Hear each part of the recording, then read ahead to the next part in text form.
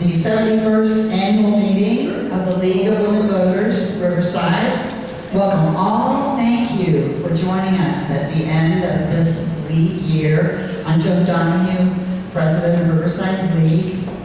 We will begin with our program, and then we'll finish with a short business meeting. We are joined today by Rabbi Suzanne Singer to hear her thoughts on the roots of the Israeli-Hamas conflict and the rise of anti-Semitism. Thank you. Rabbi Singer served Temple Bethel in Riverside, California for 15 years before retiring. She now serves Congregation Havurim in Temecula. Her list of accomplishments is incredibly long. They include 3 master's degrees and 2 Emmy Awards for her work as a producer of news and public affairs at PBS. She recently served as a member of the Reform Movement's Commission on Social Action, a member of Riverside City Task Force on Police Reform, and as a commissioner for the City of Riverside's Human Relations Commission. She has led numerous human rights efforts and succeeded in helping pass alternative to jail and aid in dying legislation. We all know that on October 7, 2023, Hamas attacked Israel, killing more than 1,200 men, women, and children, and taking some 250 hostages. Rabbi Singer has accepted the Herculean task of helping us better understand the history of the region, roots of anti-Semitism, and the complex dynamics in the region today. With much thanks, let's welcome Rabbi Suzanne Singer.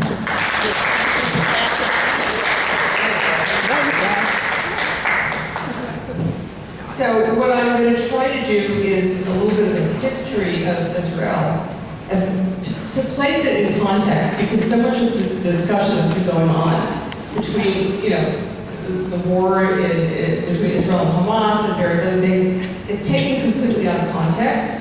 And I'm going to try to be as even-handed as I can be. I know that some of you may not like everything I say, but let's try to be open-minded. And I do want to recommend, and I'm going to give this to Joan. This is a very good book, 10 Things Every Jew Should Know Before They Go to College. And of course, we've all been to college already, I think. But it's a really decent history of Israel. So you can pass it around if people want to borrow it. So the first thing I just want to mention is that when you say the word Israel, you could be talking about the people of Israel, you can talk about the land of Israel, or you can talk about the state of Israel. So the word Israel is already complicated, and then of course it gets more complicated. So, of course there are people who try to tell us that we have not been there for a long time, that we're not natives to the area. This is from the Bible, of course, and we don't necessarily take it literally. But God says to Abraham, go forth from this land, and I'm going to make you a great nation, and go to this place that I'm going to tell you about, which is Canaan, okay? Now, whether Abraham really heard God, whether he really existed, whether he really did this, the fact is we were there starting at about the year 1300 BCE. I was at a city council meeting about a year ago when they were trying to pass a resolution to end the war in Gaza. And somebody got up very self-righteously and said, Jesus was a Palestinian. Well, as we all know, Jesus was a Jew. So at least for the beginning of our era, we were definitely already there. Whether that justifies our going back or not, that's irrelevant. I'm just trying to say we were there. And there's this longing for the land that starts with the Bible. And the Bible really is the story about the creation of the people Israel, right? And so there's this, we went there to bring a different kind of ethic to the area. And of course, this is a famous part of the psalm, by the rivers of Babylon, there we sat and wept as we remembered Zion. This has been in the Jewish consciousness from really day one, this longing for Zion and having been exiled first by the Babylonians and then later by the Romans, there's always been this longing to go back. Now, I'm skipping ahead a few hundred years, but I want to give you a little bit of the background about anti-Semitism.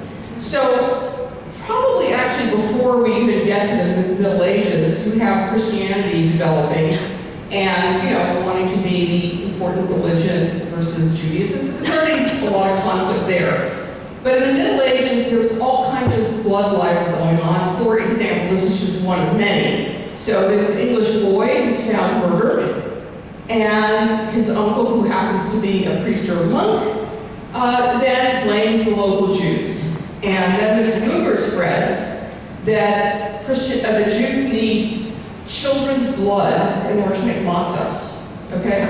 There are so many, and I'm just giving you, this as one example of the kinds of things that were circulating then. And this is before social media. You didn't even need TikTok to spread these, right? So people really believed that Jews, were evil.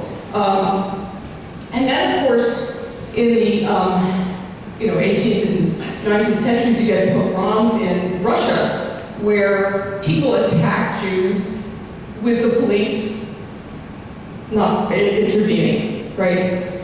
So, again, this is just a teeny drop of, Is that the only place that was happening? The pogroms, it was mainly, Eastern Europe and Russia, yeah. No, please ask questions if you don't understand or you want to clarify something.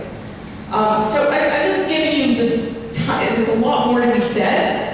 And of course, Christianity believed in supersession, like the covenant between God and Israel had shifted to God and the Christian people. So you had a real religious sort of antipathy towards Jews, which changed with Hitler later on, who made it into a racial discrimination. So, out of all of this is many, many hundreds of years of persecution, are being kicked out of various countries at one time or another. Constantly, the wandering Jew is, an image because we were never citizens of any place. That changed with the Enlightenment, right? So the Enlightenment came along, and people said, oh, well, everybody should be a citizen of equal rights, including Jews. So Jews started coming out of the ghetto, right? And unfortunately, as they tried to assimilate in various countries, they were either considered too assimilated, meaning they were hiding something, they were working as spies of some sort, or they weren't assimilated enough.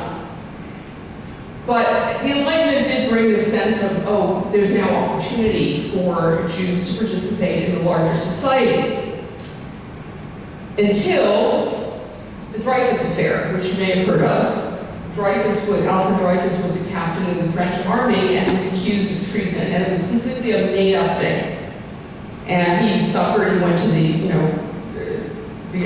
Devil's Island for a number of years. Eventually, he was exonerated, but it was after many years of being incarcerated, etc. Now, why is this important? Because a man named Theodor Herzl, who was from Vienna, and was from a family that was very assimilated. So, assuming we're okay. He comes to France because he was a journalist and a playwright.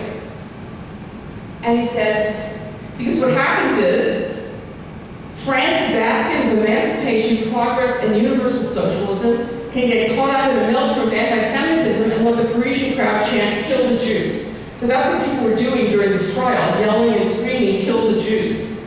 This is in France after the Enlightenment, and we are citizens now. Where can they be safe once again, if not in their own country? Assimilation does not solve the problem because the Gentile world will not allow it, as the Dreyfus Affair has so clearly demonstrated. So Herzl is shocked to see what goes on in France. And this is where, nationalism was sort of in the air in the 19th century, so it wasn't just a Jewish phenomenon, but he said, basically, we're never going to be okay anywhere because anti-Semitism is so strong. Now, interestingly, when I was a student rabbi, this is like about 25 years ago, I was serving up in Canada. And I had a quote from Herzl basically saying something like, we're never going to be accepted, da-da-da. Therefore, we need our own state. And at that time, I said, given the fact that in America and Canada, Jews are doing really pretty well, would we make the same argument today? Well, little did we know that 25 years later, we're back, not exactly to square one, but not in a good place. So he writes this book, Judenstaat, which means Jewish state, and starts putting together conferences of people who are Zionists. Zion being a word for Jerusalem or for Israel, so Zionist is somebody who believes in a state for the Jews. And by the way, there were other offers that were made before the idea was to go back to Palestine, which, by the way, Palestine is the word that was given to that area, which is Canaan and then Israel. Palestine was given by the Romans because it refers to the Philistines who were on the coast pretty much where Gaza is today. And so it was a way to really thumb their nose at the Jews. So we're not calling this Judah and Israel, we're calling it Palestine, like for the Philistines, to try to wipe out any memory that we'd ever been there. So a number of things happened to try to push forward this idea of a state. So, for example, the Jewish National Fund started to buy land and plant trees and drain the swamp and do all that good stuff to make Israel a place that, it was like a swampland. It was not exactly a great place. It was not like and by the way, I should mention that this area where Israel is was always a really contentious area because in the, prior to the Common Era, you had all these different empires. You had Babylonia in the northeast and Egypt in the southwest, and they were always trying to take over, and Israel happened to be on the way. So it was always a very difficult area. But in any event, people started to come and buy land. So the idea that we came and took land away, I'm sorry, people bought land, okay? And they started to settle the land and started to emigrate to the extent that they were able to. And they created both what's called kibbutzim and moshavim. Kibbutz is singular, kibbutzim is plural. Israel was founded by secular, socialist people from the Russian Empire, and Eastern Europe and the Ukraine and all that. It was supposed to be a secular country. It's changed, definitely, but that was the original idea. So what happened? So there are a number of aliyot, they're called, which are emigrations to the land of Israel. And then we get World War I. And as you know, before World War I began, the Ottoman Empire was in charge of that area, right? But since they lost and the British and the French were able to win, they sort of divided up the areas. So Eastern Mediterranean areas, the Levant, were divided between Britain and France. And so Britain is now, in charge of this area. And so, and of course, here's Palestine right here. This is all the British stuff, all the purple stuff. And this is the French and Turkey. Okay. So, and yeah, all of this is British.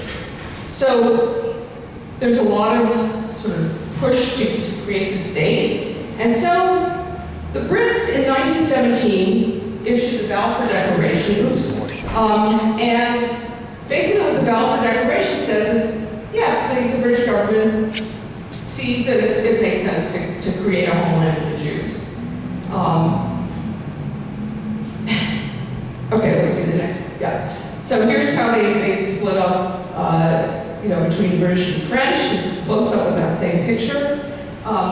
Here's the Balfour Declaration. Okay, so His Majesty's government views with favor the establishment of Palestine as a national home for the Jewish people and will use their best endeavors to facilitate the achievement of this object. It being clearly understood that nothing shall be done which may prejudice the civil and religious rights of existing non-Jewish communities in Palestine, or the rights and political status enjoyed by Jews in any other country. Sounds good, right? Except there are people living in that area who aren't too happy about this. The Arab countries are like, what? We don't want these people here. And here are some problems that occurred pretty quickly after that. So you have about 250,000 Jews who emigrated from Europe in this period. And they're, of course, desperate to leave. I mean, you can sort of start feeling what was going on in Germany at that time. And there are now Arab riots. Really, what happened on October 7th, it's not that different from what happened in 1929 in Hebron, although it was not on the same scale. But real riots against the Jews and against their, setting up a country.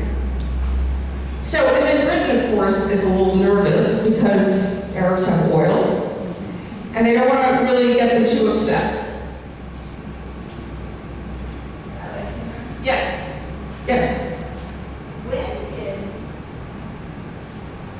people's outlook on Jews and Judaism become a religious thing instead of an ethnic thing? Well, it's the other way around. It was religious originally, and then it became ethnic under the Nazis.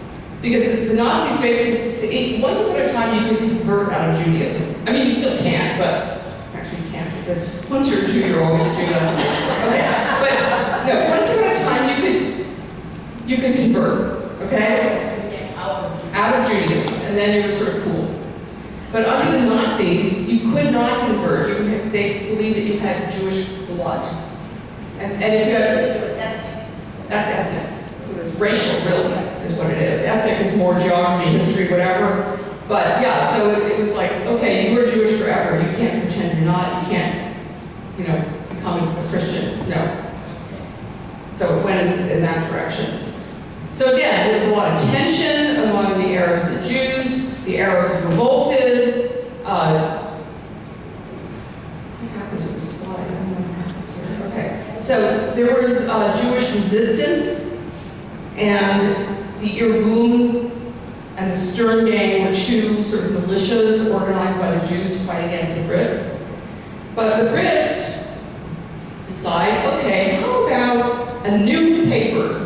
Forget the Balfour Declaration, this is only a few years later, because we went from 1917 to 1939. They placed a quota on Jewish immigration, so Jews, only 75,000 a year could come over. They restricted the Jewish right to buy land. And after 44, Jewish immigration would depend on Arab permission. And they said, no, I think a Palestinian state will be established rather than a Jewish state, which will be governed jointly by Jews and Arabs. This is their way of kind of backing off from their promise to the Jews because of the, their need for oil and all the unrest that was going on. It's like, So they were playing both sides. yeah. If anybody has any British background, sorry. But I'll say that it's about the French, and I'm half French, so. Okay. So here you have World War II and a real genocide of, 6 million Jews and many millions of other people. And by the way, the Jews who tried to get out of Germany, in the beginning, Hitler was like, just leave, just get out of here. But then, guess what? What was the problem with Hitler saying get out of here? No one would accept them, including this country. Yes. Right? You know that history. So Jews had nowhere to go. And after the war, they ended up in DP camps. I don't know why the slides look fine on my computer. It was doing weird things. But anyway, you get the general gist. First there's World War II and they can't get out. And now they're in DP. Where are they supposed to go? People don't want them. Another real push for why it's important for Jews to have their own state, because no one else will let them in, right? So the UN comes along and says, okay, let's figure this out. Let's split the land between a country for the Palestinians, which is all of this, and it's connected to, and then the rest of it will be a Jewish land. Sounds like a good idea, right? Well, the minute that they did this, there was a civil war within Israel. Palestinians said, nope, we're not having any of this. We don't want you guys coming in and having a country. And I will say I understand where they're coming from, okay? They are on this land They don't want another group of people having their own country. I understand that, okay? Although I don't understand them saying, well, we were never there before, because that's like not even true. So, in May of 1948, David Ben-Gurion declares a state.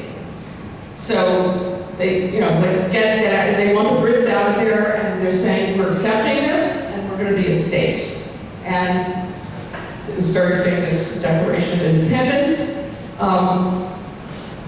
So it says the state of Israel will be open to the immigration of Jews and for the ingathering of the exiles from all countries of their dispersion, will promote the development of the country for the benefit of all its inhabitants, will be based on the precepts of liberty, justice, and peace as envisaged by the prophets of Israel, will uphold the full social and political equality of all its citizens without distinction of race, creed, or sex, will guarantee full freedom of conscience, worship, education, and culture, will safeguard the sanctity and inviolability of shrines and holy places of all religions, and will dedicate itself to the principles of the Charter of the United Nations. So this is at least the aspiration. I'm not saying that that was exactly how things went down, because for one thing, I don't know if you know that there's sort of several, subgroups of Jews. The Ashkenazi Jews are those from Germany and Eastern Europe. The Sephardic Jews are originally from Spain, and then they moved to other places like Northern Africa. The country was founded by Ashkenazi Jews. The Sephardic Jews who came in were discriminated against. There you go. Yes. Yes. Unfortunately, I need to be honest about that, even today, the ultra-Orthodox do not recognize Reform Judaism, which I'm a Reform Jew, and they're pretty horrible about it. Leave it at that for now. Yeah. So what makes you a Reform Jew So, in particular? Reform really developed out of the Enlightenment also, and it was to bring in concepts like reason, equality, autonomy, and all of those things. So the Reform Jews believe men and women should be equal. Orthodox Jews have a different idea of how women, what their place is. We don't believe that the Bible was handed down or that the Torah was handed down by God on Mount Sinai. We believe it was written by human beings, divinely inspired. The Orthodox believe it's the actual literal word of God. Although I have to always say Judaism is not a biblical religion, it's a rabbinic religion. It's how the rabbis have interpreted the Bible. And so they stick to those kinds of interpretations a lot more. So they don't recognize LGBTQ, they don't accept interfaith marriages. I mean, there are a lot of things that, actually, once upon a time it was just Judaism, but when Reform Judaism started developing, starting in Germany and then here, that's when the Orthodox arose in response to us. Okay, that's a much longer story. So, here's the real nub of the problem. For us, 1948 and then 49, because once Israel declared that we were a state, the Arab countries surrounding all attacked. And by the way, look what happened to the land. This is what the UN had suggested as the way to divide the land. And this is, we end up getting a much bigger country here than we had before as a result of that war in 1949. So for us, the state of Israel being born is independence, it's a victory, it's a celebration. And of course for the Arabs, especially the Palestinian population, it was called the Nakba, the disaster. Again, I understand why they feel that way. I really do. And unfortunately, during this war that was not started by Israel, it was started by the surrounding countries, a lot of Palestinians were displaced. Some of them left because they were scared. Some of them left because the Arab countries would say to them on the radio, hey, get out of the way, we're going to get this back for you, you'll be able to come back very soon.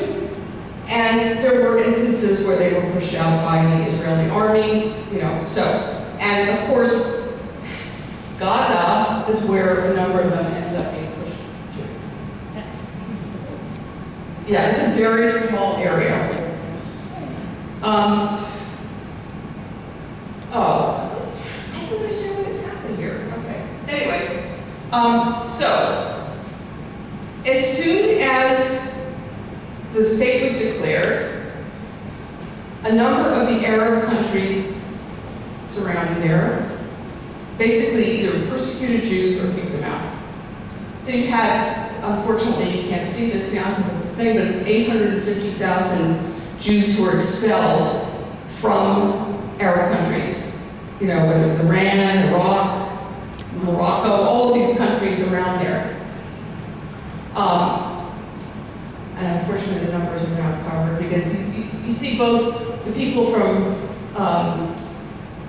they're actually called Mizrahi Jews rather than Sephardic Jews because they lived, Mizrach is the east, they lived in the east. So they're kicked out just the way you have 710,000 Palestinians who had to move from where they were. Yeah. And those people were there all for a while, maybe for a long time. They thought they were okay to be there. Everybody thought they were okay. You mean the Jews in the Arab countries? Yeah. Until all of a sudden, bam, we're not okay. I will say that in the medieval period where, I showed you some of those blood libel things, Jews in Arab lands fared a lot better than Jews in Christian lands. But they were never equal. They were always one step below. But they were considered people of the book, so they were respected for that until 48. And 48 changed everything. So this is where a lot of Jews were expelled. As you see, Morocco, Algeria, Libya, Egypt, Syria, Lebanon, Tunisia, Yemen, Iraq, Iran. So there's almost no Jews left in those countries now. Now, one good thing that happened in the last Trump administration is he created the Abraham Accords with a number of countries in the area. So Israel is recognized by Morocco, by the UAE, I think Bahrain, and one other one. Anyway, that is really, I think, the future for the region is finding a way for the Sunni Arab countries and for Israel to be in alliance with each other. It's not happening anytime soon, unfortunately. So these are the Arab refugees who came into Israel during this period. And so Egypt occupied Gaza in those days, and Jordan, the country of Jordan, had annexed the West Bank. This is as a result of the 49 War, the War of Independence. So now, do you think Jordan said, oh, the West Bank could be a state for the Palestinians? No. So, why not? Because, in many ways, first of all, they never wanted to accept Israel as legitimate, number one, so they're not going to create a state in land that they are taking over. Number two, they wanted to keep the problem alive, and that way it could deflect people's attention from whatever was going on with the rulers of those lands. So let's keep this as a problem, like keep the Palestinians in refugee camps in these places, right? And they've had refugee status ever since. Somebody's at the door. Oh, okay.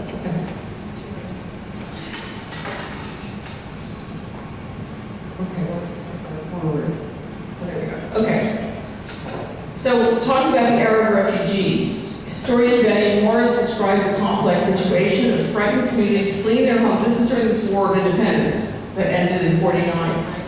Of frightened communities fleeing their homes at the first whiff of grapeshot as neighboring villages were attacked, of communities expelled by conquering Israeli troops, so there were times when they were actually expelled. Of villages ordered by Arab commanders to send away women, children, and the old to safety. And the economic privation, unemployment, and general chaos as the British Mandate government wound down and allowed the two native communities to slug it out. So this is the British pull out. The state of Israel is declared in 1948, and then the Arabs attack until 49, and there's an armistice. And as I said, they took the West Bank and Gaza. Here's the law of return that exists right now. Every Jew has the right to come to this country as an ole, that means an immigrant. The rights are also vested in a child and a grandchild of a Jew, the spouse of a Jew, the spouse of a child of a Jew, and the spouse of a grandchild of a Jew. So, if you have one Jewish grandparent, you are allowed to immigrate to Israel and become a citizen. The crazy thing, Israel is a crazy place. So that's the government's position. However, David Ben-Gurion gave the Orthodox certain things because he wanted them not to fight against creating a state. Now, why would they fight against it? Well, the ultra-Orthodox believe that the only way we can have a state is if the Messiah comes and gives it to us, okay? And so there should not be the lay people doing this, right? It should be God. And so they were objecting to creating the state, but David Ben-Gurion wanted to, placate them. So he said, okay, you're exempt from the army, and at the time we were talking about a few hundred people. Now it's about 60,000. And you get the right to marry and bury people. In other words, in Israel, there is no civil marriage. So, obviously if you're a Catholic, you'll be married by a priest or whatever, but, as a Jew, the only way you can be married in Israel is by an Orthodox rabbi. So, for example, if I convert somebody, Joan, I'm going to convert you, okay? And you go to Israel after you spend a certain amount of time living in a Jewish community, you can become a citizen. But if you weren't married, you can get married there because the rabbi would not consider you Jewish because I'm a Reform rabbi. So what do people do? Well, if you're already married, no problem. Okay, so you're in good shape. But people go to Cyprus to get married because it's recognized from another place. So that's the craziness of Israel. Okay, it's very complicated. So Israel has liberated a number of Jews from different places. This is an operation that brought in Jews from Yemen. They were being persecuted, so Israel went and brought them back. And then there's also the Ethiopian Jews, which you may have heard about a number of years ago. So it's a very different, by the way, Israel's called white colonialists. Half of the population of Israel is not white. In fact, there's a wonderful little TikTok or something that some people made where, it's clearly all these people were not white saying, hi, I'm a white Israeli. First of all, you have people from Ethiopia.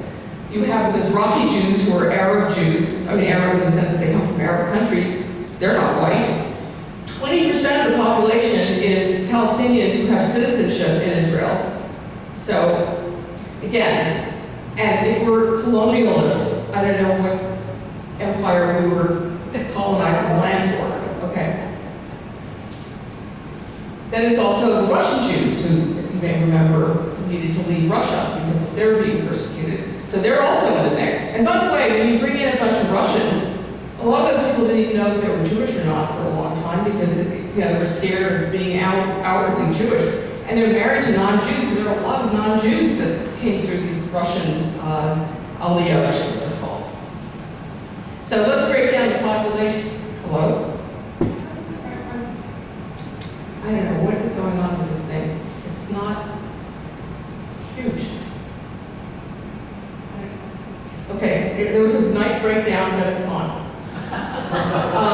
It went into cyberspace. As I said, 20% are Palestinian with citizenship.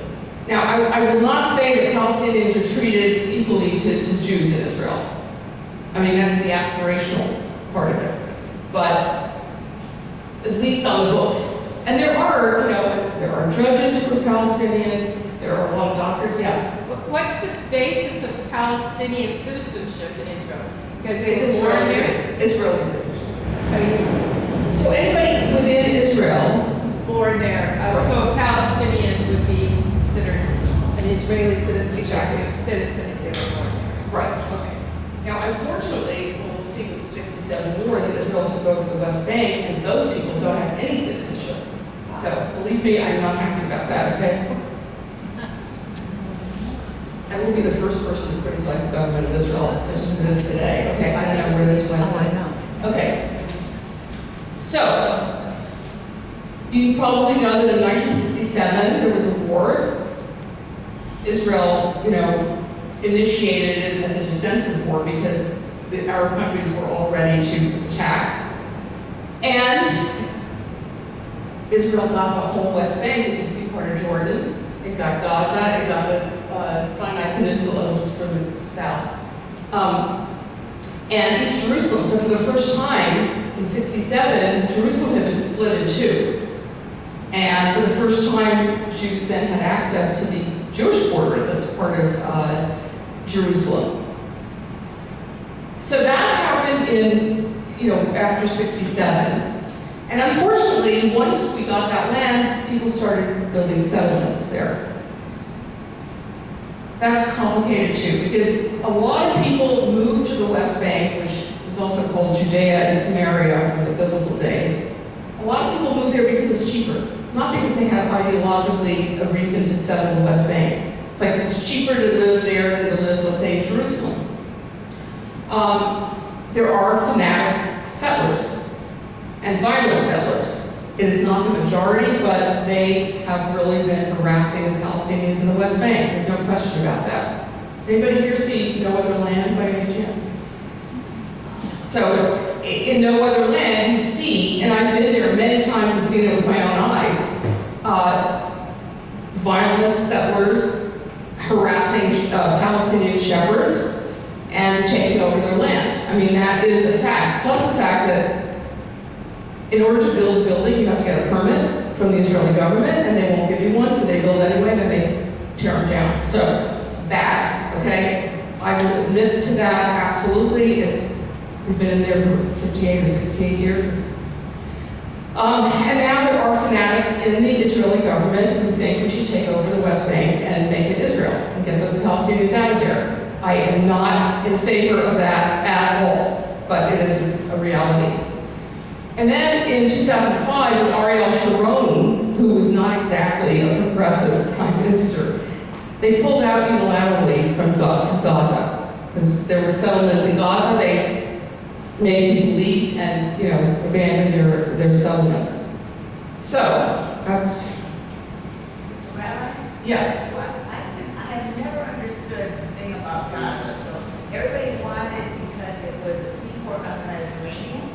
And so why did the people who had it give it away in the first place?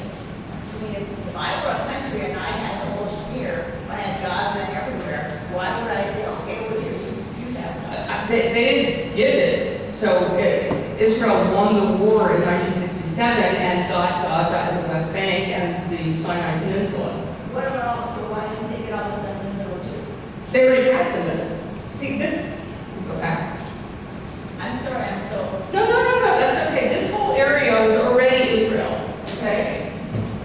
This was part of Jordan and this was part of Egypt. And when the '67 war happened, Israel won. And so they won all of this land and all of this land. Now, of course, it is true that people win territory in wars and they hang on to it. But this is a lot more fraught, of course. So, after the Six-Day War, you start having, it's not that it started after the Six-Day War, but a lot more terrorism. You may have remembered the Munich massacre in '72 at the Olympic Games and the Entebbe. They rescued a lot of people, but a number of people were killed. A number of the hostages were killed there. Okay, then in '73, you get the Yom Kippur War, which actually really surprised Israel.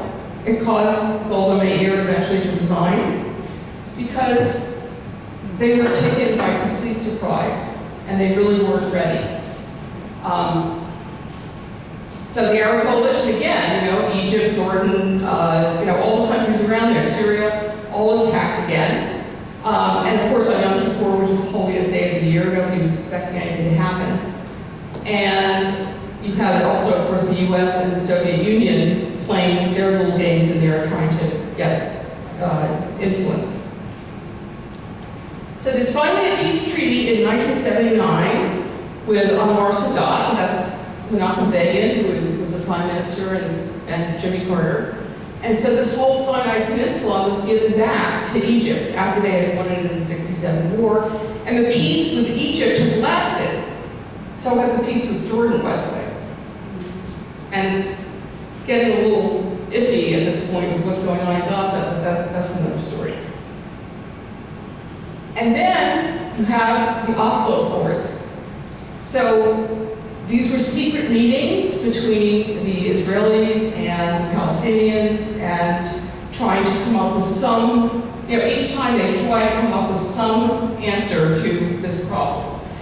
And so they came up with this idea, and I don't have a map of this, but the problem with the Oslo Accords is, first of all, right afterwards there was an intifada.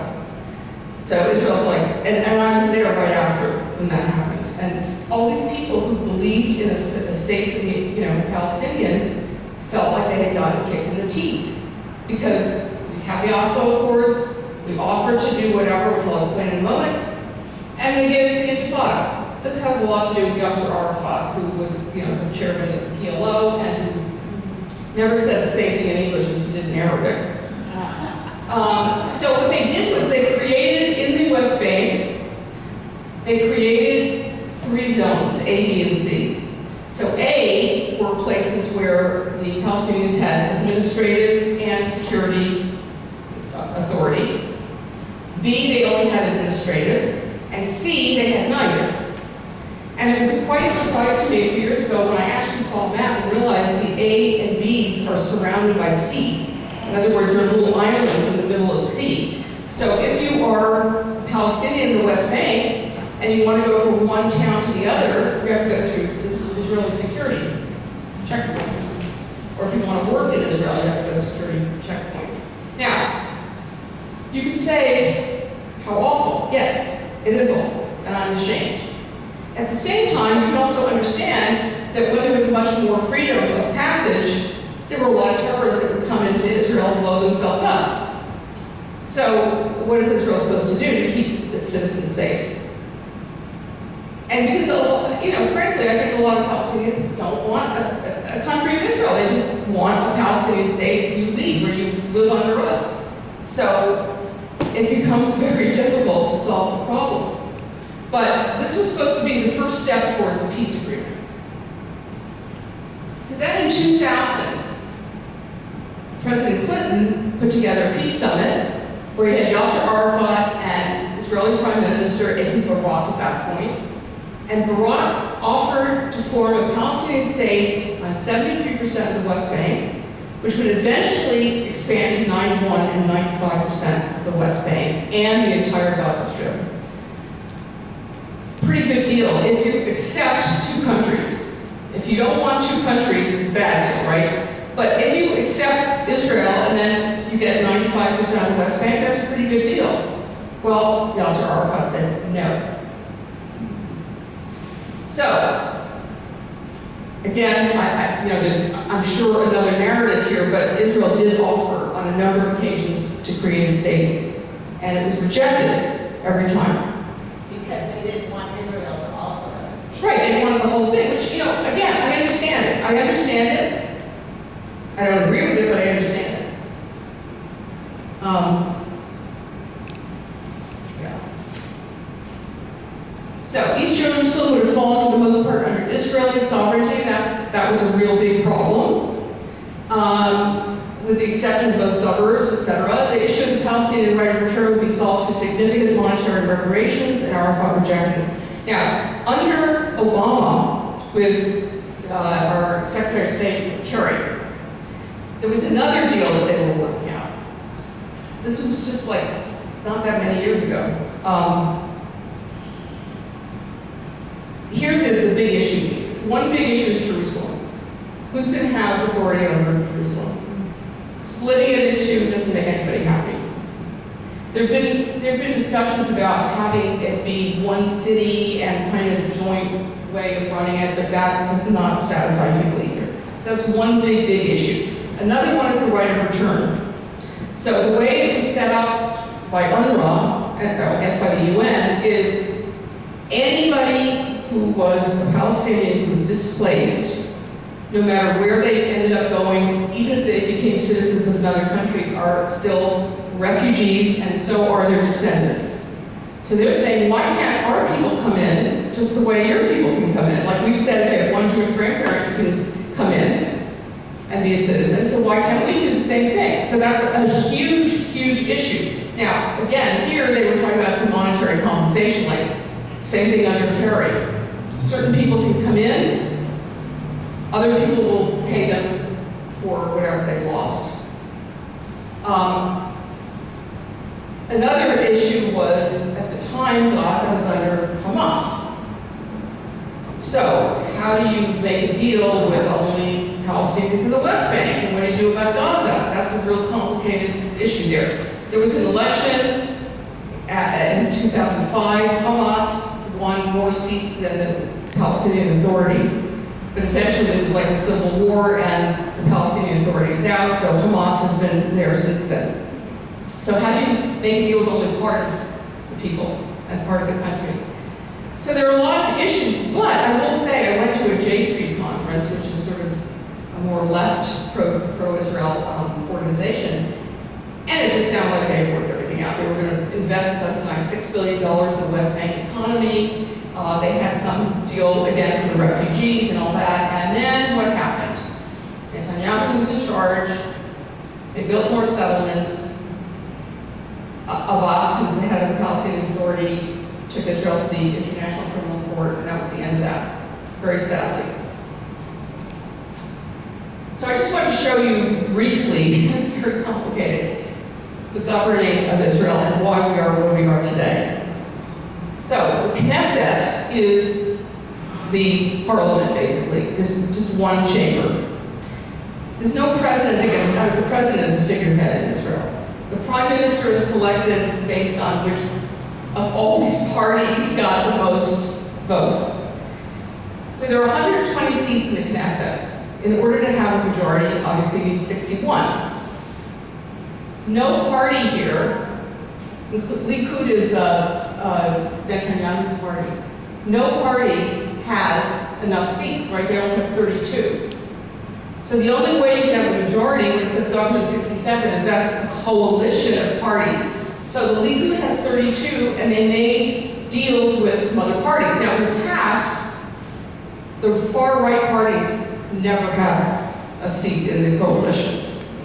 There was a brief moment a few years ago in between Netanyahu's reign, when it was for about a year, when there was a party that really was a spectrum. I mean, it was a government with really a spectrum of the parties, and it included an Arab party. And I thought, okay, this is nirvana, but I think Netanyahu worked his way behind the scenes to pull people out of the coalition. So people did not want to sit with him, meaning form a coalition with him. And the only people he could do it with were the far right, and they're far right messianic. And they do believe we want all the land, get the Palestinians out of here, okay? And I mean, I'm horrified, okay? Why did he make that coalition? Because he couldn't get a majority otherwise. Why did he insist on making a coalition like this? Any ideas? It'll resonate with you, with our country. Yes? He wanted to stay out of jail. He's facing 3 corruption trials, okay? And they do send their prime ministers and their presidents to jail in Israel. And as long as he's in power, they can't send him to jail. Why is the war going on right now in Gaza? It's exactly for that reason. So, let me just,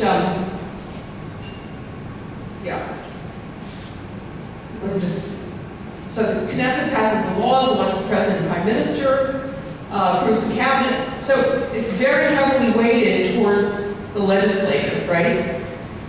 And by the way, one of the things that happened a few years ago, before the October 7th disaster, is that the right wing wanted to redo the judiciary. And the judiciary, just like here now, is the only thing that will stop certain things from happening.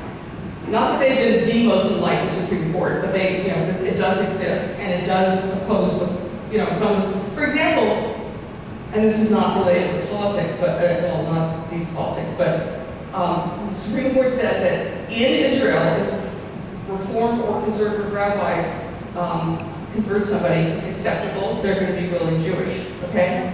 That's what the Supreme Court said, the rabbinate not so much, but so they will, serve as a check on what goes on with the Knesset. Okay, October 7th. So right before October 7th, I was actually in Israel that summer. And it was an effort on the part of the right wing to change the judiciary. In other words, find ways to make sure that the people sitting on the Supreme Court would be in favor of the government. Kind of sounds familiar, right?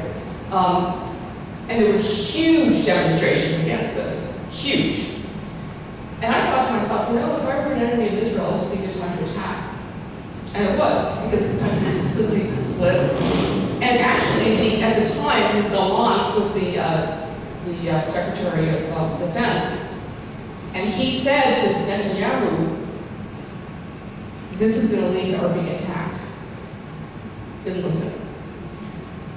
What else happened with Hamas? Okay, I'm sorry, going way over. I hope it's okay. Okay, yeah. I'll stop in a couple minutes. Okay. Okay. It's just a very complicated situation. So, Netanyahu has never wanted a state, a Palestinian state. So how is he going to prevent it? Keep the leadership split.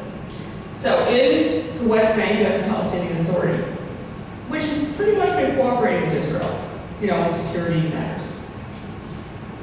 He thought, let's keep Hamas propped up, and there'll be a counter to the Palestinian Authority.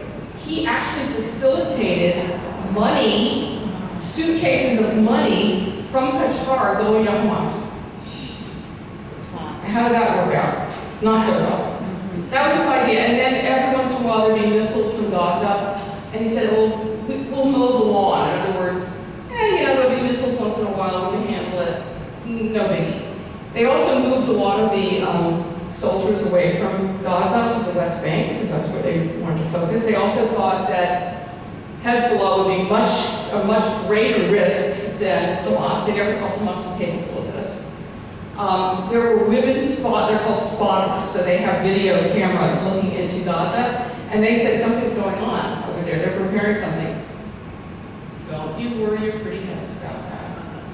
And I was actually at a kibbutz in December that actually fought off the terrorists. This woman showed us a picture of one of the big security guys from the government meeting with the security people from the kibbutzes along the Gaza Strip, saying nothing to worry about. That was on Thursday before this. So it was very ill-conceived, shall we say. Joan mentioned 1,200 people being killed, and of course, you probably know the Nova Festival with young people dancing and trying to be peaceful and whatever. And 250 hostages, but by the way, there were a lot of women who were brutally raped. Okay, I mean, I read an account in the New York Times, which I will not repeat. It's just hideous, okay? And unfortunately, the UN said, oh, maybe, maybe not. And so as one of my colleagues said, you know, me too, unless you're a Jew. Like, who would believe that Jews got raped horribly? Or that two little children, I don't know if you know what happened to those little orange-haired children, were strangled to death in captivity by Hamas. So,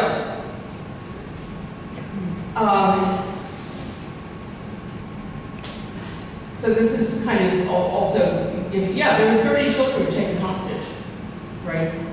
And right now there are, I think, 59 hostages. I think maybe 21 are still alive. Maybe. There's a picture of, now when you go to Israel and you see everywhere, especially at the airport, pictures of people who were kidnapped. Some of these guys are not alive anymore. Some of them have been released. Here's something that's really awful. This woman named Vivian Silver. The people who lived around the Gaza area were left wing. And they did what they could to help people living in Gaza. Vivian Silver being one of them.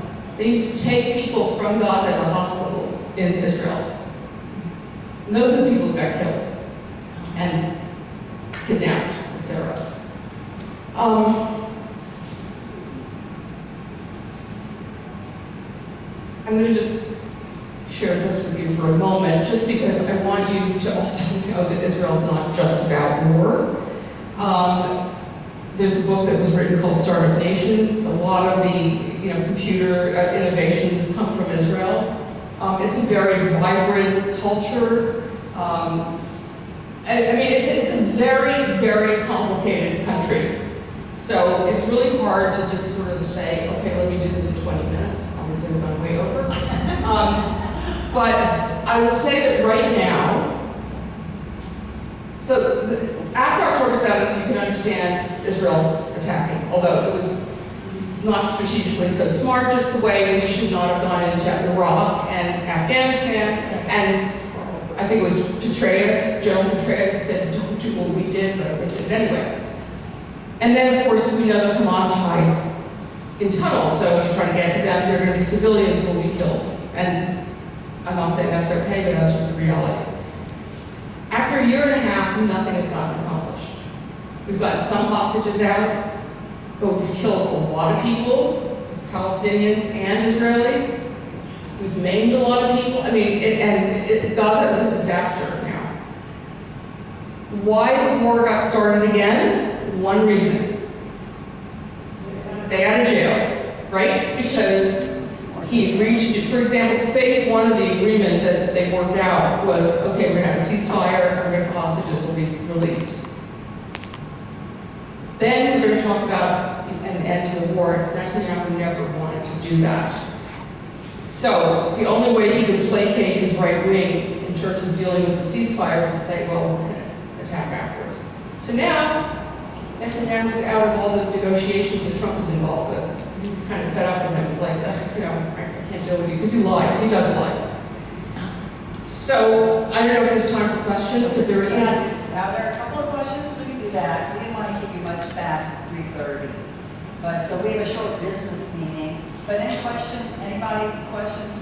This was fabulous. Like a history lesson.